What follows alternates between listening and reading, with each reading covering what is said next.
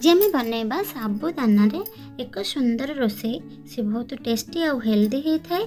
कम तेल मसला होता है, बेसी तेल पड़े नहीं। आपको दही रे खाइले बहुत टेस्टी लगे। यह बनैबा को हेले प्रथम 3-4टा सीझा आलू को लेकिन भल से चकटी दबा आ से 4-5 घंटा बतुरी साबु को पकईदबा।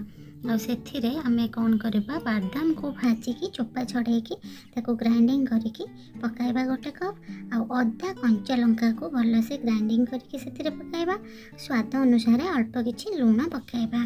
लूण पकाई सारा पर से गोल मरीच को गुंड करके पकाइबा।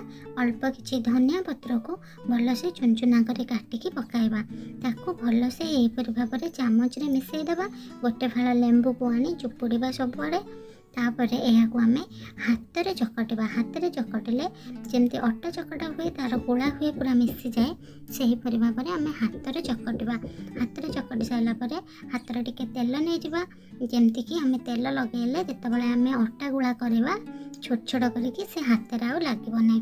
छोट छोट गोला करदेबा आनिकी ताको भल से गोल गोल करके आनिबा। ताको बेलिबार 2टी उपाय अच्छी। तेल मारिकी आम छोट छोट करके गोल करके एमती दाबी दाबी दबा। जो साइड रो फाटी गला भले लगे आमको ताको आम जॉइंट करदेबा। ताको एहीपरि भाव में आंगुठी रे जॉइंट करदेबा से फाटबनी। एबे कौन करबा आम तावा को भल से ततई देबा। तावा ताती गला परे अल्प टिके तेल बा घी पकाइबा, बेसी पकाइबा नहीं। आ से जो बेलिकी रखिथिबा गोला को आम से पकईदबा। ताकू सांगे सांगे लौटेबानी कारण सांगे सांगे लौटेले सी फाटीजिवो।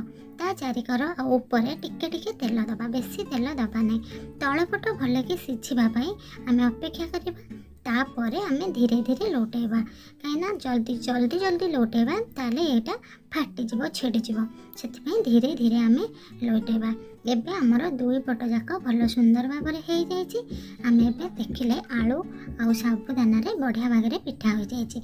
आम आउ गोटे प्रकार बेलिकी आम डायरेक्ट करिपरिबा। कड़ई को आम अल्प ततैकी डायरेक्ट से जो गोला करथवा देकी सेतरे तेल अल्प देकी थोइदबा। आ ताको हाथ रे एपरि भाव में धीरे धीरे एमती दाबी दाबी दबा।